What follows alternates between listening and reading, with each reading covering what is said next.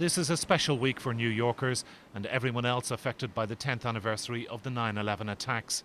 And the tourists, American and foreign, have been streaming down to the Ground Zero site, anxious for a glimpse of what's going on behind the wire. It's been hidden behind high scaffolding and fencing up to now. The most the public has seen of what's going on here has been the coming and going of the construction workers. But all of that is about to change this week with the 10th anniversary of the attacks imminent.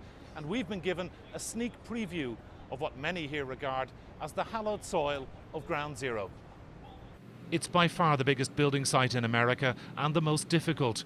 Part monument, part cemetery, and of course, this being New York, part business centre. Our guide for the day is Bill Baroni from the Port Authority that owns the site, who took us up the dizzying 70 floors of the partially constructed iconic tower building, One World Trade Center, soon to be the tallest in the Western Hemisphere.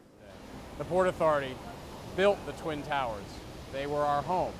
84 Port Authority employees didn't come home that day, including 37 Port Authority police officers. So as we build this, each and every day, all of us who work at the Port Authority, every one of our construction workers, every one of our police officers, this is a mission for us. There are already high-profile tenants that have booked space in the tower, but won't the workers be nervous, occupying what some say could be the biggest terrorist target in the world?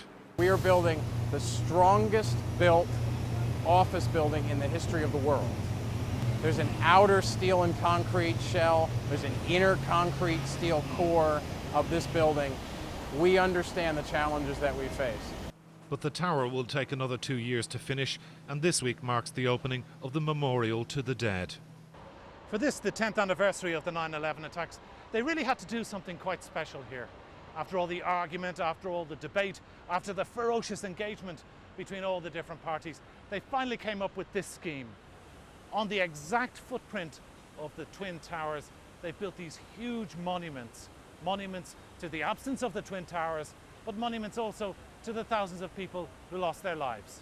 This is the centre of what will become a place of pilgrimage for families, the core of a new city quarter.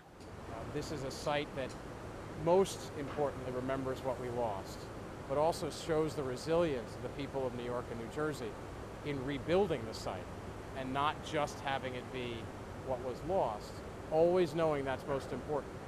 The September 11th attacks will be remembered by many as a turning point for America, and there is some hope that the 10th anniversary will mark the end of a deep period of mourning and the beginning of a new chapter as the first part of this new site is officially opened.